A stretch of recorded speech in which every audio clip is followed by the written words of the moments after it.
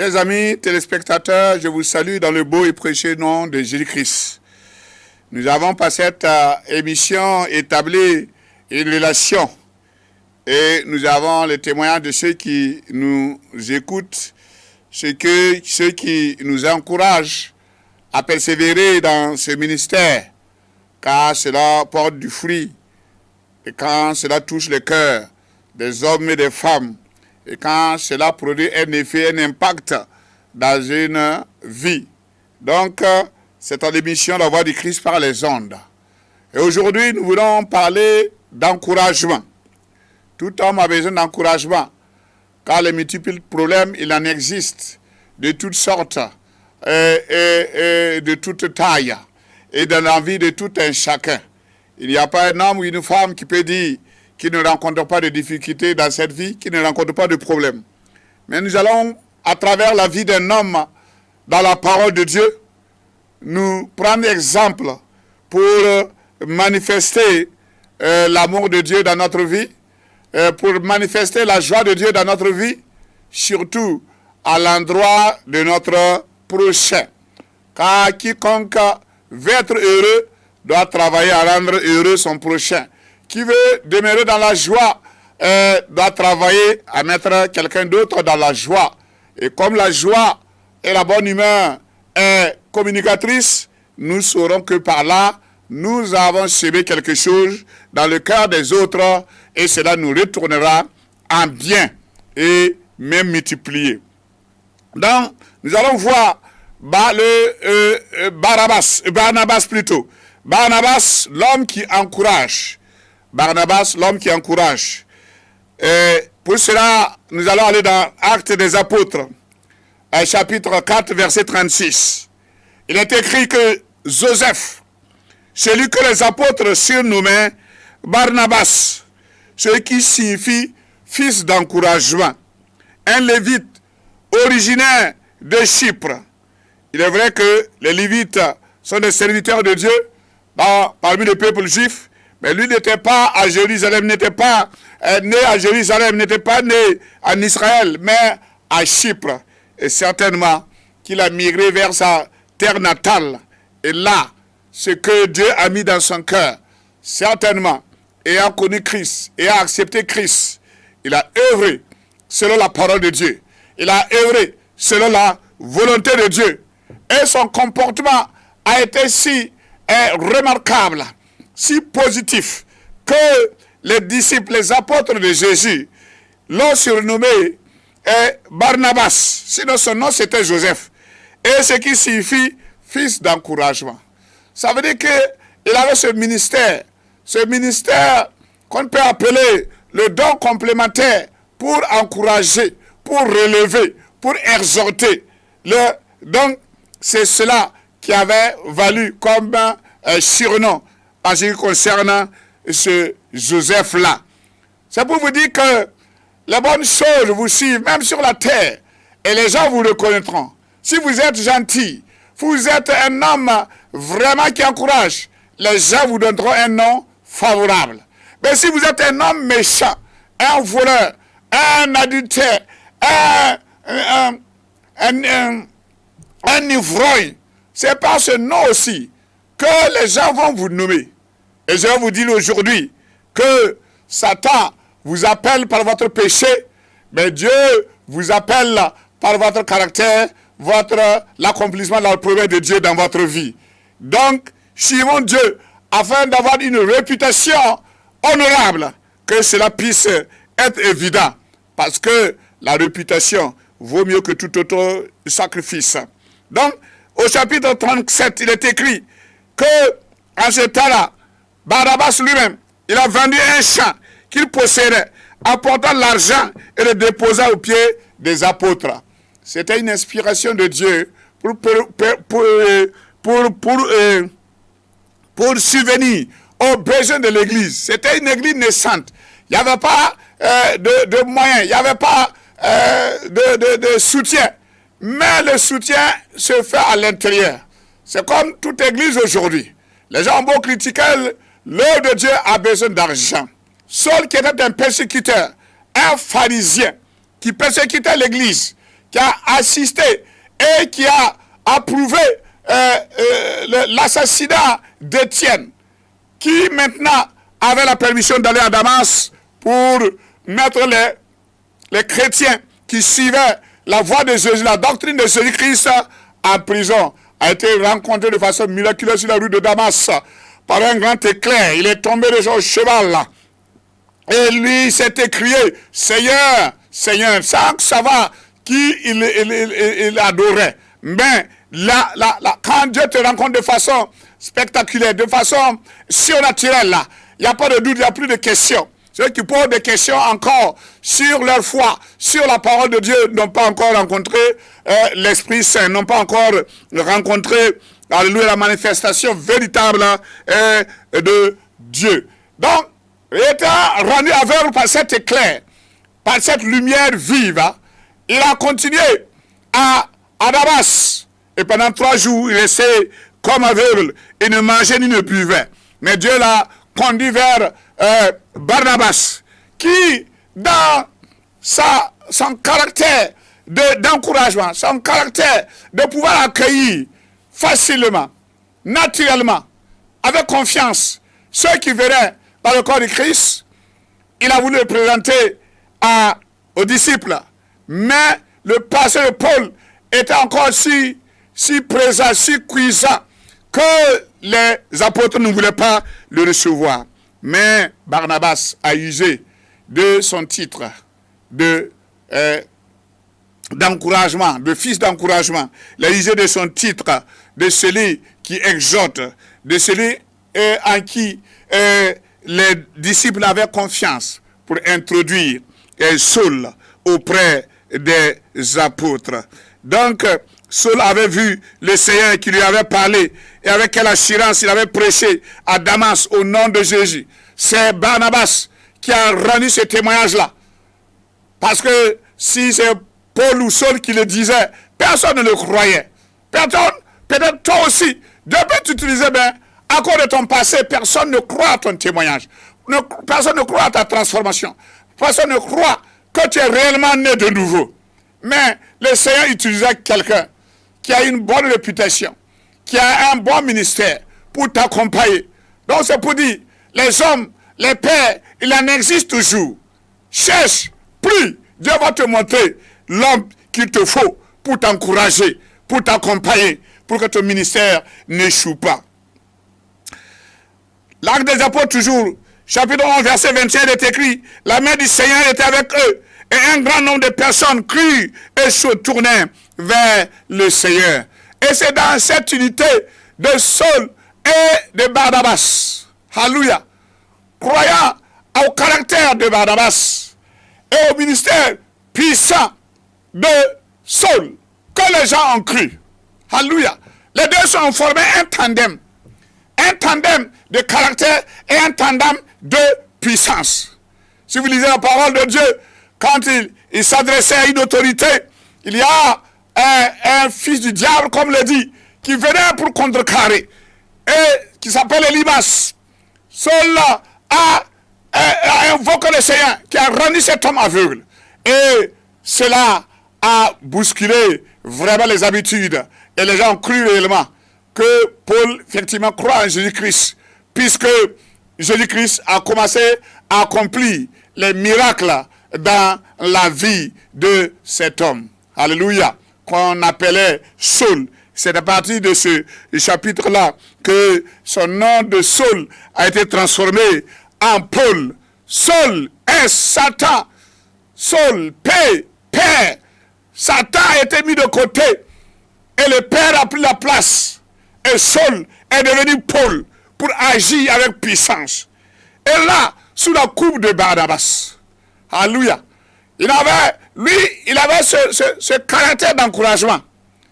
Il n'a peut-être pas un don spécifique. Il n'avait peut-être pas un langage exercé. Mais chacun exerce le ministère selon le don que Dieu t'a donné. Tu n'as pas besoin d'imiter quelqu'un. Sois naturel et reçois le surnaturel de Dieu. Alléluia. Ne cherche pas d'être surnaturel. Sinon tu finiras dans le naturel. Amen. Il a dit, à son arrivée, lorsqu'il vit la grâce de Dieu, il en éprouvait de la joie. Il les encourageait. Ça, c'est Barnabas. Il les encourageait tous à rester attachés au Seigneur d'un cœur ferme. Et je vous dis par ce message, restez ferme. Attachez-vous au Seigneur. Ne vous laissez pas divertir. Ne balancez pas ni à gauche ni à droite. Ne soyez pas un chrétien ce dimanche et un autre chrétien le dimanche qui suit. Ne soyez pas chrétien sauf quand vous êtes seulement rassasié. Non, soyez toujours attachés à Dieu. Même quand vous avez faim, même quand vous n'avez pas 500 francs même dans votre poche, même quand votre moto ou votre voiture est en panne, même quand vous êtes licencié, même quand votre femme n'accouche pas, même quand vous n'arrivez pas à vous marier, attachez-vous à l'Éternel. Parce que l'Éternel dépasse toutes ces choses-là. Alléluia. C'est lui qui peut vous pourvoir à cela. Alléluia. Pour que vous ne preniez pas, alléluia, un risque. Mais ce n'est même pas un risque, c'est une assurance. Parce que c'est écrit dans la parole de Dieu. Cherchez premièrement le royaume et sa justice. Et toutes ces choses-là vous seront données. Alléluia. Matthieu 33 le dit. Et cela a été un verset fondamental dans ma vie. Quand j'ai reçu le Seigneur comme Seigneur et Sauveur. J'ai appris à compter sur lui. À ne plus regarder où je pourrais avoir ceci, où je pourrais avoir cela. Alléluia. Parce que tous ceux qui ont couru, qui ont cherché cela. Alléluia. Et où ils sont aujourd'hui. Mes promotionnaires, mes amis, qui n'ont pas confessé Christ, où ils sont aujourd'hui. Et je continue. Pour ceux qui vivent encore, de leur dire, revenez à Jésus, revenez, cherchez le royaume des cieux et sa justice. Parce que tout ce que vous poursuivez ne sont que vain et vanité. Et comme dit l'Ecclésiaste, vanité de vanité, tout n'est que vanité. Mais je prie que Dieu place quelqu'un dans votre vie, un Barnabas qui va vous encourager. Si vous êtes même chrétien et découragé aujourd'hui, vous voulez abandonner la foi, que ce Barnabas-là vous parle, comme je vous parle maintenant. Si du reste, vous m'entendez, je vous dis, ne lâchez pas, n'abandonnez pas. Si vous êtes assis, tenez-vous debout. Si vous êtes couché, relevez-vous. Si vous marchez, courez. Si vous courez, continuez à courir. Alléluia. Dieu va multiplier vos forces. Parce que c'est lui qui dit qu'il va nous donner va renouveler notre force. Comme l'aigle qui prend son envol. Alléluia. Vous avez besoin d'être encouragé aujourd'hui. Alléluia. Tu es une femme et ton mari te persécute. Tu es un élève et tes parents te persécutent à cause de ta foi. Je te dis, va de l'avant. Alléluia. Le Seigneur, parfois semble silencieux, mais il ne t'a pas abandonné. Il a un meilleur avenir pour toi. Mais chacun de nous doit passer par le test de la persécution parfois. Et Dieu enverra un consolateur, le Saint-Esprit. Dieu enverra quelqu'un, un encourageur comme Barnabas qui était rempli d'Esprit Saint, comme dit la parole de Dieu. Alléluia. Mais il peut aussi, même quand vous marchez avec Dieu, même quand vous êtes dans la volonté de Dieu, quand vous avez l'assurance de l'appel de Dieu, qu'il y a malgré tout des conflits, ainsi de suite. Mais cela ne veut pas dire que Dieu vous a abandonné. Cela ne veut pas dire que l'objectif que vous poursuivez est mauvais. Cela ne veut pas dire que l'appel que vous avez est un mauvais appel. Non. L'homme a des moments où, quand il est environné par une pression environnante, il a des questionnements. Et il se pose la question, même sur sa fondation. Alléluia. Qui, chaque matin, va aller creuser les fondations de sa maison pour regarder si la fondation qui a été posée est une bonne fondation. On ne le fait jamais. Parce qu'on a été sûr de la fondation au moment où les fondations ont été posées par le maçon. Il a suivi un calcul, il a suivi un plan. Et on ne doute pas de cela. Donc ne doutez pas de votre appel. Ne doutez pas de votre nouvelle naissance. Dieu veut ce que vous voulez, que vous puissiez construire au-dessus de toute fondation. Parce que la parole de Dieu dit que nous sommes chacun un édifice. Un édifice. Et la parole de Dieu construit. Les Barnabas vont venir construire encore sur nous de jour en jour. Et nous allons de jour en jour nous perfectionnant, allant de mieux en mieux, servant le Seigneur, marchant dans les voies de Dieu, obéissant au Seigneur et nous opposant au fils du diable quand il vient la persécution ou la tentation. Alléluia. Je vous dis, peut-être qu'à ce moment, vous êtes en tentation, mais affronter la tentation n'est pas commettre un péché, mais tomber dans la tentation, c'est ça. Donc tu dois résister. La parole de Dieu dit, alléluia, dans Genèse 4, verset 6, que l'Éternel dit à Caïn, pourquoi es-tu irrité? Pourquoi abordes-tu un air sombre? Certainement, si tu agis bien, tu te relèveras. Si en revanche, tu agis mal, le péché est couché à la porte et ses désirs se portent vers toi. Le péché est évident. Le péché, c'est tous les jours. Ce n'est pas à vous seulement. C'est à tout le monde. À tout homme sur la terre. Le péché est là comme une tentation. Le besoin de s'enrichir, le besoin d'envier la femme de quelqu'un, le désir de mentir, les occasions de mentir ou de toute autre chose. Les péchés sont multiples et s'attaquent à tous. S'attaquent à tous, comme Satan, malgré qu'il savait que Jésus était le Fils de Dieu. Il n'a pas hésité à le tenter 3 fois. Pendant qu'il venait de quitter un jeûne de 40 jours, 40 nuits, dans le désert, sans manger, sans aucune personne. C'est le Saint-Esprit qui l'a envoyé là-bas. La parole de Dieu dit, si le Saint-Esprit est resté avec lui, il dit, il l'a envoyé. Ça veut dire qu'il a envoyé le Saint-Esprit, il l'a envoyé pour être tenté par le diable. Tu dois passer par ce test-là de la persécution. Mais Dieu enverra un Barnabas pour te relever, pour t'encourager. Tiens bon, la victoire n'est plus loin. Elle est juste à côté. Tu ne vois pas de tes yeux. Mais je te le confirme. Dans 2 jours, dans 1 semaine, pas plus qu'un mois, tu auras l'exaucement à ta prière. Alléluia. Tu auras l'exaucement à ta prière. Ton travail, tu l'auras. Ta femme qui n'enfante pas, tu seras étonné. Un retard viendra. Alléluia. Tu croiras que c'est autre chose. Tu croiras que, alléluia, c'est juste un palu. Ce n'est pas un palu, c'est un bon palu. Parce que l'Éternel a entendu ta prière. Alléluia. Tu préparais un voyage depuis longtemps. Mais dans ton cœur, il y avait une instabilité, une confusion. Le Seigneur te donnera une assurance. Parce que ce voyage va ouvrir des portes pour toi. Alléluia. Si seulement tu peux entendre cette parole d'encouragement. Dieu a encouragé Caïn, malgré que son sacrifice a été refusé. Dit, le péché se couche à ta porte, mais toi, résiste. Toi, il faut dominer. Il n'y a pas un péché qu'on ne peut pas dominer. Ça dépend de la décision qu'on prend. Alléluia. Si on se laisse dans une faiblesse, si on admet qu'on est faible, on se laisse emporter. Mais si on refuse et on dit, j'ai la force, alléluia, et cette force-là se trouve en Jésus-Christ. Quand tu es en Christ, tu es fort, alléluia. Le corps va dire, tu es faible.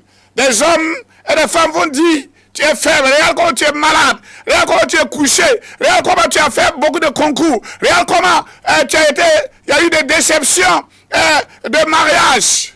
Regarde comment, regarde. Ne regarde plus. Je te dis aujourd'hui, ne regarde plus. Lève les yeux vers la montagne. D'où te viendra le secours? Le secours nous vient de l'Éternel notre Dieu, qui a créé les cieux et la terre. Alléluia, nous faisons partie de sa création. Personne ne crée une chose pour l'abandonner, mais le montre au monde, avant que le monde sache que c'est lui le créateur. Alléluia. C'est ce que Dieu veut. Soumettez-vous à la pleine volonté de Dieu aujourd'hui. Un Barabbas. Dieu t'enverra un Barabbas dans ces jours-là. Alléluia. Serait-ce un pasteur, un diacre, un chrétien, et j'allais dire même quelqu'un qui ne connaît pas le Seigneur. Dieu peut te l'amener à ce qui te relève. Alléluia. Il peut te parler aussi dans ton sommeil pour te dire, lève-toi. Lève-toi dans tous les morts Et Christ va t'éclairer. Et Christ va t'éclairer. Il y a beaucoup de sujets de se plaindre. Il y a beaucoup de sujets, beaucoup de situations où on a le droit de poser des questions. Mais Dieu ne veut pas des pourquoi, des pourquoi. Avec Dieu, ce n'est pas le pourquoi qui marche. C'est je crois, j'affirme, alléluia, j'annonce. Il a dit, il nous a donné tout pouvoir. Luc 10, verset 19. Je vous ai donné tout pouvoir de marcher sur les serpents. Il y a des serpents partout. Des serpents hommes, des serpents femmes, des serpents animaux. Alléluia. Sur toute la terre, des situations qui sont des serpents. Sur les scorpions. C'est petit, mais ça fait mal.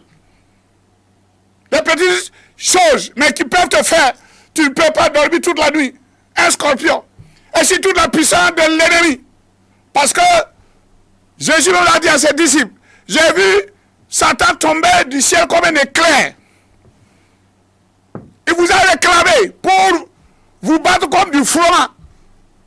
Pour vous battre comme une femme qui pile son maïs dans le mortier. Jésus dit, j'ai prié pour vous. Et moi, j'ai prié pour vous. Relève ta tête. Ce n'est pas tard. Alléluia. Je porte la voix de Barnabas pour te dire, relève ta tête. Même si les gens t'ont abandonné, même si les gens ne veulent pas croire en ta conversion, en ta foi. Alléluia. Le Saint-Esprit croit. Et il agit tranquillement, silencieusement, continuellement, pas à pas, jour après jour. Si tu crois à la parole. Si tu crois à la prière. Si tu crois aux hommes de Dieu. Alléluia. Aux vrais hommes de Dieu qui s'appuient sur la parole. Amen. Et vas-y. Et ce que Dieu met dans ton cœur, cela peut te sembler comme un risque. Comme Barnabas. Et aller vendre sa parcelle, aller donner. Alléluia. Si tu dis à quelqu'un, il va te dire, oh, il ne faut pas faire cela. Mais, réponds à ce qui est dans ton cœur. Ne réponds pas à un homme. Réponds à ce que Dieu dépose dans ton cœur. Et agis. Certainement, Dieu veut te faire passer par un test. Pour que tu saches, alléluia, que Dieu ne récolte pas n'importe qui, comme même si tu es sauvé gratuitement. Dieu veut que tu passes par une étape. Parce que nous, en tant qu'âme, en tant qu'homme de Dieu, en tant qu'enfant de Dieu, chacun de nous sera éprouvé. Alléluia. Éprouvé comment? Par le feu. Le feu, ça brûle, ça chauffe. Nul ne veut passer par le feu, mais c'est nécessaire. C'est nécessaire, indispensable. Parce que Dieu veut décanter. Au stade où tu es, tu crois que tu es arrivé, mais tu n'es pas encore arrivé. Il y a encore des scories dans ta vie. Il y a encore des scories dans ton âme. Et si nous ne faisons pas attention, nous devenons comme les pharisiens. Les pharisiens, ce n'est pas qu'ils ne connaissent pas la parole. Ils connaissent la parole. Ils connaissent l'histoire de l'Église. Ils connaissent l'histoire d'Israël. Mais ils n'obéissent pas. Ils le donnent, ils disent aux autres de faire. Mais eux, ils n'osent pas le faire. Alléluia. Ils disent la parole pour condamner les autres. Mais eux, ils ne le font pas. Alléluia. Les pharisiens, c'est ceux qu'on ne peut pas leur reprocher quoi que ce soit. Ils connaissent tout. Ils savent tout. Mais, dans la pratique, ils échouent. Alléluia. Si tu leur reproches, ils s'énervent. Ils disent, c'est comme ça, je laisse. Alléluia. Est-ce que celui qui croit réellement en Dieu peut laisser Dieu? Non. C'est un attachement éternel. C'est un attachement pour la vie. Alléluia.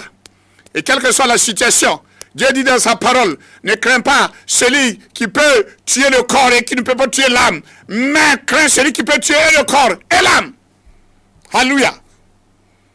Ce que les problèmes peuvent faire, c'est faire souffrir ton corps. Ce que le diable peut faire, c'est faire souffrir ton corps. Mais comme dans l'histoire de Job, Dieu n'autorise pas qu'il touche à ta vie. Il peut enlever, alléluia, ton fils peut mourir, ton mari peut mourir, ta femme peut mourir, tu peux perdre ton travail. Mais ton âme est toujours attachée à Dieu. Et c'est Dieu qui va rémunérer ta foi. Car il est consommateur de notre foi. Vous qui m'écoutez, quand même viendra des conflits, qu'il y ait un Barnabas qui vienne. Alléluia. Quand Paul a rejeté Jean-Marc parce qu'il était faible, parce qu'il n'avait pas le courage comme Paul. Barnabas s'est mis de côté, il a appris, il a exhorté, il a encouragé. J'ai dit qu'il a enseigné. Mais Paul finit. Dans 2 Timothée 4, verset 11, a dit, alléluia, Paul qui parlait, il dit, Luc seul est avec moi. Prends Marc et amène-le avec toi, car il m'est utile pour le ministère. Alléluia. Paul a rejeté, il s'est retrouvé seul avec Luc. Il a compris qu'il fallait aussi Marc. Alléluia. Dans ton équipe, il y a des forts, il y a des faibles. Tout le monde est utile. Alléluia. Dans ton équipe, il y a certains qui savent, qui peuvent prêcher. Il y a des gens qui peuvent lire la parole là. Alléluia. Il y a d'autres qui savent prier. Il y a d'autres qui sont peut-être des simples chauffeurs. Mais ils vous conduiront à bon port quand vous êtes en sortie. Alléluia. Aucun homme, aucune femme n'est mauvais par lui-même. C'est le péché. Mais s'il donne sa vie à Jésus, un changement radical qui va étonner son entourage. Alléluia. Alléluia. Si tu as Jésus, tu as tout. Si tu n'as pas Jésus, tu n'as rien. C'est pourquoi je vais prier. Père éternel, quiconque se trouve en très grande difficulté, quels que soient les vents et les tempêtes, il ne sait à qui se confier. Seigneur, s'il a entendu ce message, qui décide de déposer les armes de sa connaissance, les armes de sa relation, et dit, je ne croirai qu'à ce Dieu seul, qui est au ciel, qui a envoyé son Fils unique mourir à la croix pour moi. Toutes tes douleurs, toutes tes souffrances, Jésus les a portées sur ses épaules à la croix. Alléluia. Ne s'ouvre pas inutilement pour une cause, alléluia, qui n'aboutira point. Mais remets tout entre les mains du Seigneur. Car il est écrit, vous tous qui êtes fatigués et chargés, venez à moi, je vous donnerai le repos. Le vrai repos, prenez mon joug est léger. Il relève ta tête maintenant, il te relève ta tête, relève ta tête, et reçois Jésus. Acclame le Seigneur, acclame-le. Alléluia. Ce n'est pas une question de tremblement, ce n'est pas une question d'émotion, c'est une question de croyance.